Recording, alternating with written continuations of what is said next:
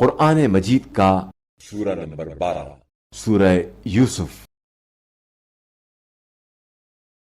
سورہ یوسف کے متعلق چند مختصر نکات۔ تلاوت و ترجمے کے ساتھ۔ بسم اللہ الرحمن الرحیم۔ سورہ یوسف موجودہ ترتیب کے لحاظ سے قرآن مجید کا سورہ نمبر 12 اور ترتیب نزول کے اعتبار سے سورہ نمبر 53 ہے۔ یہ سورہ مکہ مکرمہ میں نازل ہوا، لیکن ابن عباس کی ایک روایت کے مطابق اس کی 4 آیات، پہلی 3 اور 7ویں آیت مدنی ہیں۔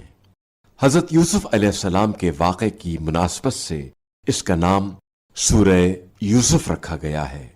اس کی آخری چند آیات کے علاوہ تمام آیات حضرت یوسف علیہ السلام کی دلچسپ اور عبرت انگیز داستان بیان کرتی ہیں۔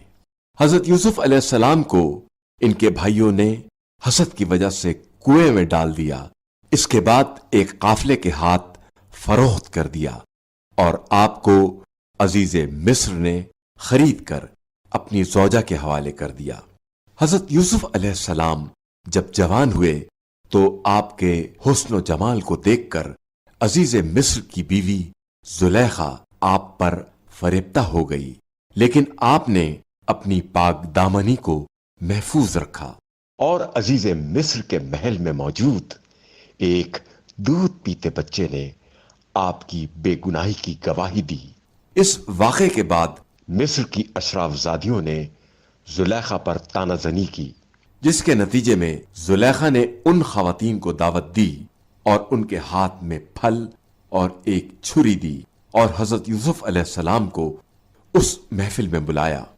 حضرت یوسف علیہ السلام کے حسن و جمال کو دیکھ کر خواتین نے بے اختیار اپنے ہاتھ کاٹ ڈالے۔ حضرت یوسف علیہ السلام کی داستان میں اعلیٰ ترین عفت اور پاک دامنی، خودداری، تقوی اور ضبط نفس کا بہترین درس ہے۔ بالخصوص ظاہری خوبصورتی و نفسانی ہوس اور ہیلا گری کے مقابلے میں حضرت یوسف علیہ السلام کی پاکیزگی اور تقوی کو لطیف انداز سے بیان کیا ہے۔ آیت نمبر 94 سے 98 تک میں حضرت یعقوب علیہ السلام کا تذکرہ ہے، جو اپنے بیٹے یوسف علیہ السلام کے غم میں رو رو کر بینائی سے محروم ہو گئے تھے۔